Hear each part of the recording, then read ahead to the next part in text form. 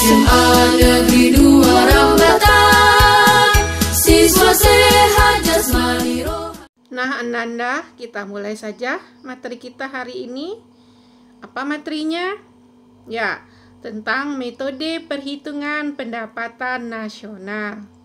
Namun, sebelum mulai, seperti biasa, Ibu akan menampilkan sebuah motivasi yang Ibu ambil dari Al-Quran, firman Allah dalam surat Al-Isra ayat 26-27, yang artinya, dan berikan haknya kepada kerabat dekat, juga kepada orang miskin dan orang yang dalam perjalanan, dan janganlah kamu menghamburkan hartamu secara boros. Nah, jadi di sini Allah mengingatkan kita bahwa kita dalam mengkonsumsi tidak boleh menghambur-hamburkan atau tidak boleh boros.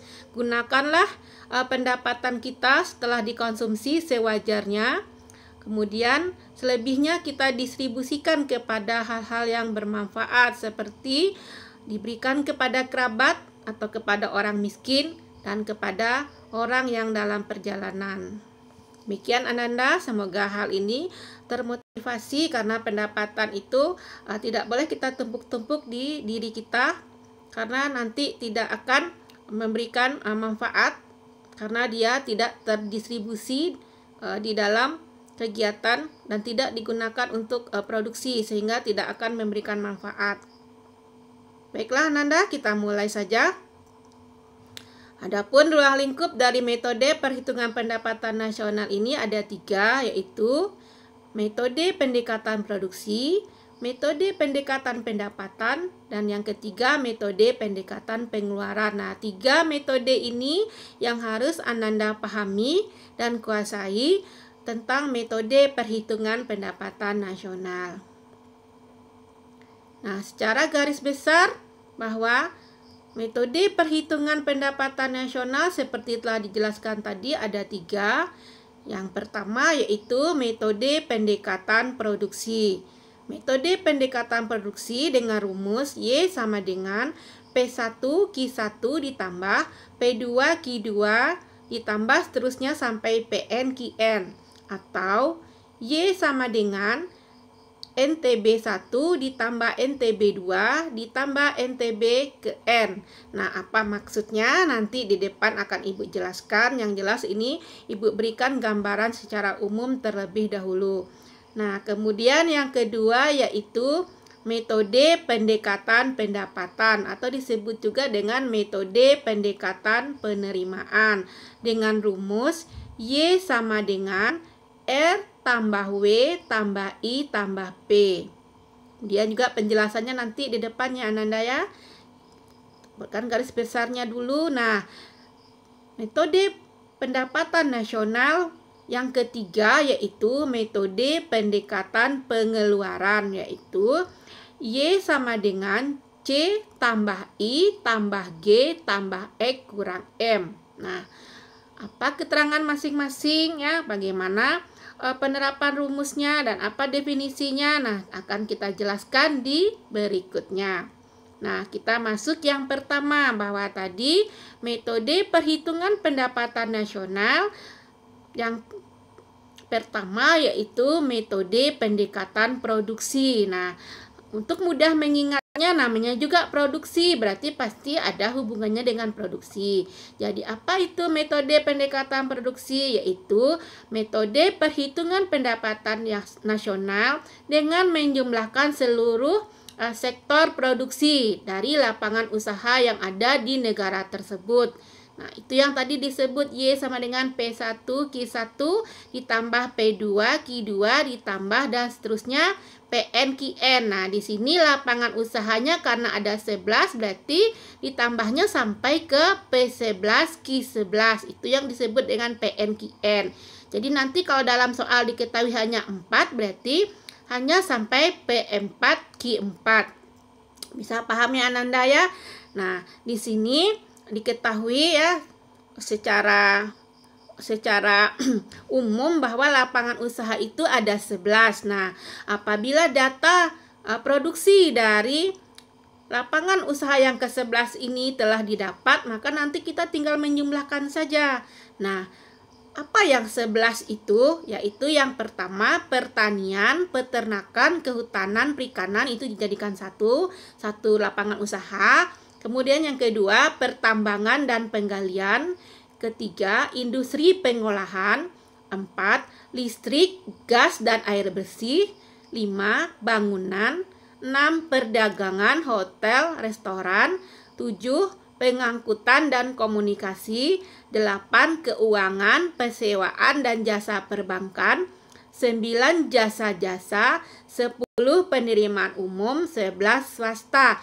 Nah, kalau kita lihat dari lapangan usaha ini kan tidak ada terkait. Pertanian lain lagi, pertambangan lain lagi. Begitu juga swasta kan beda. Nah, ini kita karena dia tidak terkait satu sama lain, kita cukup setelah mendapatkan data dari masing-masing sektor ini, kita tinggal menjumlahkan saja. Nah, penjumlahan itu yang disebut dengan PDB. Masih ingat kan anak-anak dengan PDB? PDB adalah salah satu konsep pendapatan nasional yang telah Ibu ajarkan pada pertemuan yang pertama kemarin, yaitu PDB itu produk domestik bruto atau gross domestic product. Nah, berapa PDB-nya atau berapa pendapatan nasionalnya? Tinggal jumlahkan saja. Ya, jumlahkan semuanya ini. Bahwa pertanian dan peternakan jumlahnya 100, kemudian pertambangan penggalian 400 dan seterusnya sampai swasta 2.500. Kita tinggal jumlahkan, berarti jumlahnya 13.500. Nah, itulah besarnya pendapatan nasional dengan menggunakan pendekatan produksi. Nah, mudah kan anak-anak ya, tinggal menjumlahkan saja seluruh sektor produksi. Nah, ini adalah cara yang pertama untuk pendekatan produksi. Nah, bagaimana dengan cara yang kedua? Untuk cara kedua, kita menggunakan masih tentang produksi, berarti masih berhubungan dengan produksi, tapi yang dijumlahkan adalah nilai tambahnya, nilai tambah dari produksi tersebut. Makanya dibuatkan rumus Y sama dengan nilai tambah produksi 1 ditambah nilai tambah produksi 2 sampai ke nilai tambah produksi yang ke N. Nah, apa bedanya? Kalau tadi kan lapangan usaha yang pertama, kedua, ketiga sampai ke 11 kan tidak ada keterkaitan.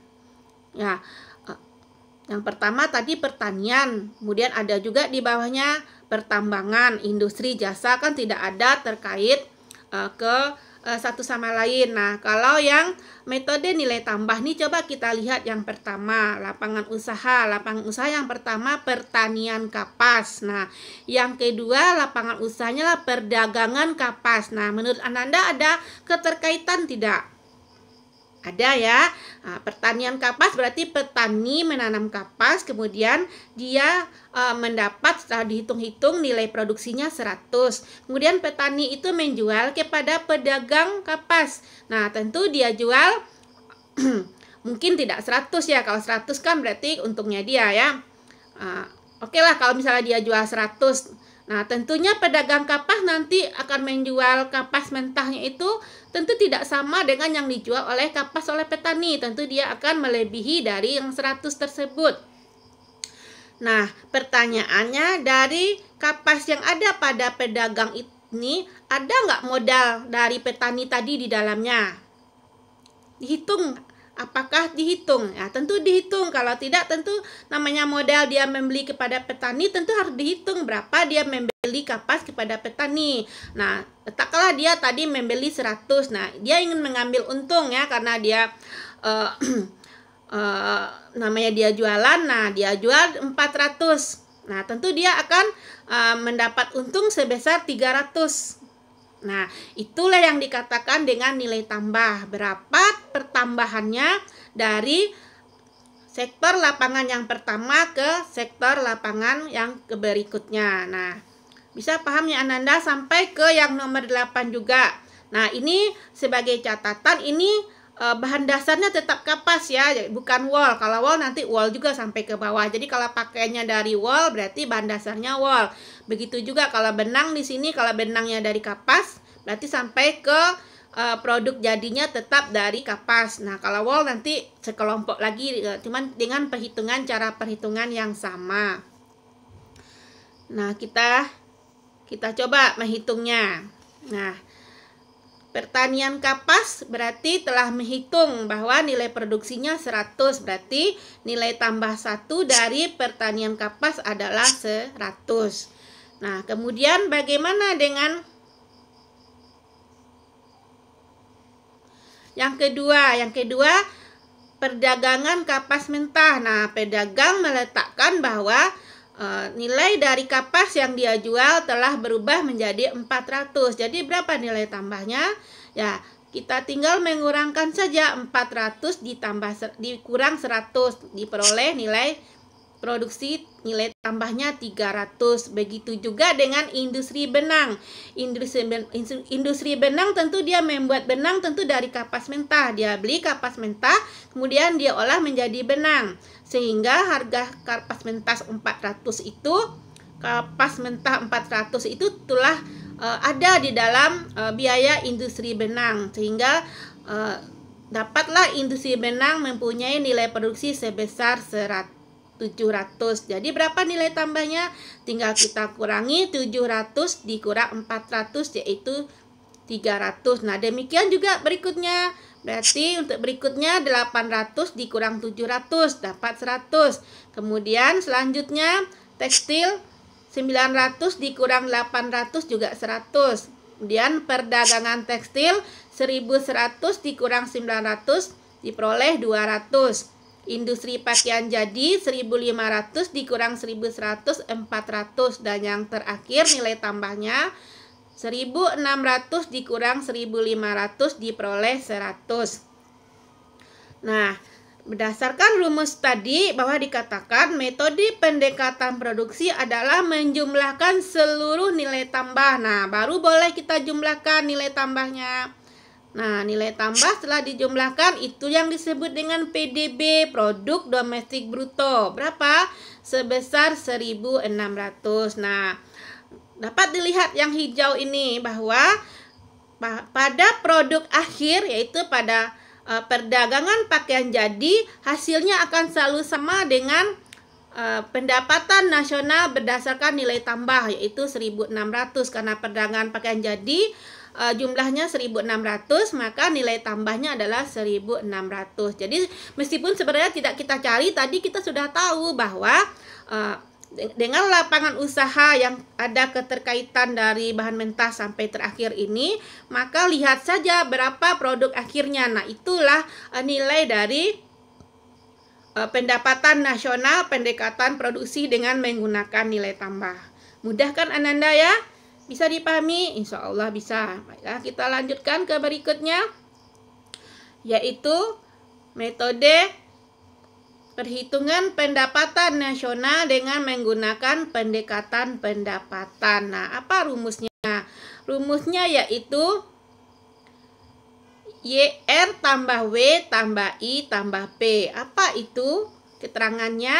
Ya, Y pendapatan nasional, R itu adalah rent atau sewa tanah, W itu adalah WEG, upah atau gaji, I itu adalah interest atau bunga modal, dan P itu adalah profit, laba atau keuntungan. Nah, seperti tadi, boleh juga kita gunakan rumus dengan bahasa Indonesia.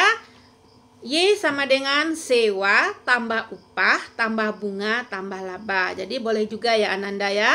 Nah, kita lihat bagaimana cara perhitungannya. Nah, ini ada soal. Diketahui data pendapatan pemilik faktor produksi suatu negara dalam miliar. Sewa tanah 100, upah 400, bunga modal 800, laba 1.200. Maka berapakah besarnya pendapatan nasional dengan menggunakan pendekatan penerimaan? Nah, kita selesaikan. Nah, kita cari dulu diketahuinya. Nah, sewa tanah itu R, berarti R-nya 100. Upah 400, upah itu W.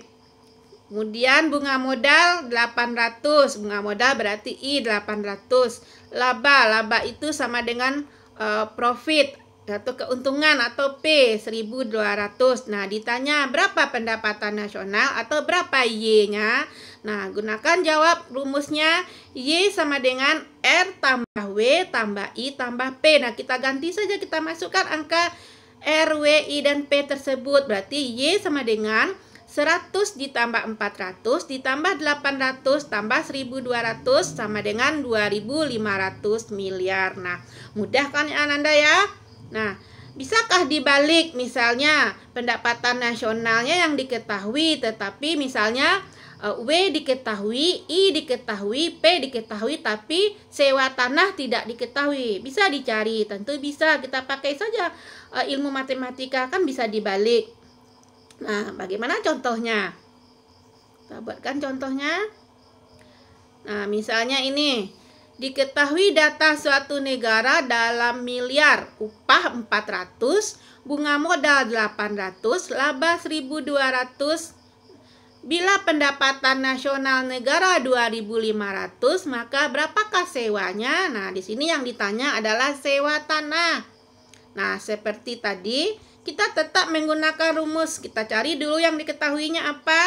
Nah, pendapatan nasional Y diketahui 2.500. Kemudian upah W sama dengan 400, bunga modal 800, I 800, kemudian P laba 1.200, ditanya berapa sewa, berapa R-nya. Nah, kita gunakan rumus tadi Y sama dengan R tambah W tambah I tambah P. Nah, ganti Y-nya. Y sama dengan 2.500 sama dengan R-nya, karena tidak diketahui, kita tulis saja R tambah masukkan W, masukkan I, masukkan P. Berarti R tambah 400 tambah 800 tambah 1.200. 2.500 sama dengan R tambah 2.400. Maka R sama dengan 2.500 kurang 2.400 diperoleh R-nya 100 miliar. Ini R-nya bukan R besar ya Ananda ya. Ini R-nya R kecil ini. Nah, mudah kan ya Ananda ya? Insya Allah Ananda bisa. Kemudian kita lanjutkan metode perhitungan pendapatan nasional yang ketiga, yaitu metode pendekatan pengeluaran. Nah, apa rumusnya? Rumusnya Y sama dengan C tambah I tambah G tambah X tambah M. Nah, apa itu Y, C, I, G, X, dan M? Nah, ini dia. Y adalah pendapatan nasional. C adalah consumption atau konsumsi, atau boleh juga pengeluaran rumah tangga konsumsi, boleh juga belanja rumah tangga konsumsi. Jadi pengeluaran itu sama dengan belanja.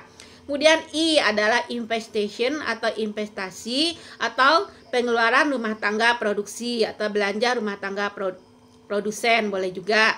Sedangkan G adalah government atau pengeluaran rumah tangga negara atau belanja rumah tangga pemerintah. Sedangkan X adalah ekspor, M adalah impor. Nah, kita lihat bagaimana perhitungannya. Kita terapkan ke dalam perhitungan. Diketahui data suatu negara dalam miliar, konsumsi 300, investasi 700, belanja pemerintah 800, ekspor 1.700, dan impor 1.000.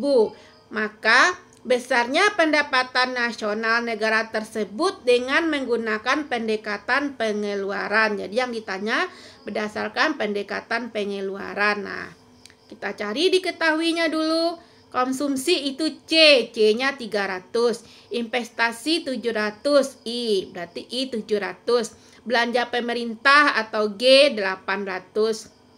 Kemudian ekspor 1.700, impor 1.000. Jadi X 1.700, M 1.000. Nah, kita masukkan rumusnya Y sama dengan C tambah I tambah G tambah E kurang M. Nah, tinggal masukkan angkanya. Y sama dengan, masukkan angka 300, 700, 800, 1.700, dan 1.000 tersebut sesuai dengan simbol dari rumus tersebut. Jadi Y sama dengan 300 ditambah 700 tambah 800 tambah 1.700 dikurang 1.000 sama dengan 2.500 miliar. Bisakah dibalik? Bisa, sama seperti tadi. Kita pakai saja ilmu matematika. Nah, apa contohnya? Diketahui data suatu negara dalam miliar, konsumsi 300, investasi 700, belanja pemerintah 800, dan impor 1000. Bila pendapatan nasional negara tersebut 2.500, maka berapakah besarnya ekspor? Nah, sekarang yang ditanyanya ekspornya. Pendapatan nasionalnya diketahui. Nah, tentu kita jabarkan dulu apa yang diketahui. Nah, yang diketahui pertama konsumsi yaitu C 300, kemudian investasi atau I 700, kemudian belanja pemerintah atau G 800, impor. Kemudian ekspornya tidak diketahui, impor atau M 1000, pendapatan nasional atau Y 2.500. Yang ditanya berapa ekspor, berapa X-nya. Nah, tetap kita gunakan rumus tadi, yaitu Y sama dengan C tambah I tambah G tambah X kurang M. Nah, tinggal masukkan saja angkanya, masukkan sesuai simbolnya. Berarti 2.500 sama dengan 300 tambah 700 tambah 800 tambah X kurang 1000. 2.500 sama dengan 800 tambah X.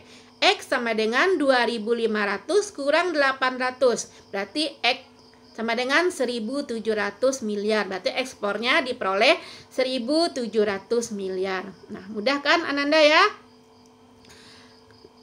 Nah, bagaimana kalau semua yang diketahui tadi digabung semuanya? Nah, disebar secara acak. Nah, bagaimana Ananda bisakah memilah-milah mana yang termasuk pendekatan produksi, mana yang termasuk pendekatan pendapatan, dan mana yang termasuk pendekatan pengeluaran? Nah, seperti data ini. Yang ditanya soal tentukan pendapatan nasional dengan metode produksi, pendapatan, dan pengeluaran. Jadi ditanya ketiga-tiganya dari soal yang hanya satu. Nah, diketahui data suatu negara dalam miliar, pertanian 500, sewa 200, konsumsi 900, pertambangan 1000, upah 800, investasi 1100, listrik 1150, bunga 1300, belanja negara 1500, laba 1700, ekspor 1.800, jasa-jasa 1.350, dan impor 1.300. Nah, yang pertama tentu kita cari dulu berapakah pendapatan nasional berdasarkan metode produksi. Nah, berdasarkan metode produksi, di sini yang termasuk, kita pilih dulu yang termasuk produksi: pertanian, pertambangan, kemudian listrik, dan jasa. Nah, selebihnya tidak masuk kepada komponen produksi. Nah, tinggal kita jumlahkan saja. Jadi, berapa pertanian, berapa pertambangan, berapa listrik dan jasa. Kemudian jumlahkan. Jadi, Y sama dengan pertanian 500, pertambangan adalah 1000, kemudian listrik 1150, jasa 1.350, kita jumlahkan diperoleh 4.000. Nah, selesai tentang pendekatan produksi, pendapatan nasional yang dihitung dengan pendekatan produksi. Kemudian kita masuk kepada yang kedua, yaitu pendekatan pendapatan. Nah, bagaimana pula dengan pendekatan pendapatan? Nah, untuk pendekatan pendapatan kita ingat dulu rumusnya, bahwa untuk menghitung pendekatan pendapatan yaitu Y sama dengan sewa tambah upah tambah bunga tambah laba. Nah, lihat di soal berapa sewa? Sewa 200. Nah, upah 800, bunga 1.300, laba 1.700. Nah, tinggal jumlahkan, diperoleh bahwa pendapatan nasional dengan pendekatan pendapatan diperoleh 4.000. Kemudian kita lanjut kepada pendekatan pengeluaran. Pendekatan pengeluaran, nah rumusnya lagi yaitu Y sama dengan C tambah I tambah G tambah X kurang M. Nah, lihat di soal berapa C-nya. Nah, C-nya konsumsi 900, investasi 1.100, belanja negara atau G 1.100, ekspornya 1.800, kemudian impor 1.300. Nah, selesaikan saja. Berarti Y sama dengan 900 tambah 1.100 tambah 1.500 tambah 1.800 kurang 1.300, jadi diperoleh Y-nya 4.000. Nah, bisa ya Ananda ya? Insya Allah kalau Ananda pelajari tentang materi ini tidak sulit. Jadi kuncinya pertama ketahui rumus. Sudah ketahui rumus, baru pahami simbol-simbol dari rumus tersebut sehingga mudah kita memasukkan angka-angkanya. Nah, anak-anak semuanya, tak disangka kita sudah sampai di penghujung. Namun sebelum Ibu tutup, Ibu berikan kesimpulan terlebih dahulu, di mana metode perhitungan pendapatan nasional itu ada 3. Yang pertama, metode pendekatan produksi, yaitu dengan menjumlahkan seluruh sektor produksi atau nilai tambah dari produksi tersebut dalam suatu negara selama 1 tahun. Kemudian yang kedua, metode pendekatan pendapatan atau disebut juga dengan metode pendekatan penerimaan, yaitu dengan menjumlahkan seluruh penerimaan atau pendapatan yang diterima oleh pemilik faktor produksi yang ada di negara tersebut selama 1 tahun, di mana rumusnya adalah Y sama dengan R tambah W tambah I tambah P, atau boleh juga Y sama dengan sewa tambah upah tambah bunga tambah laba.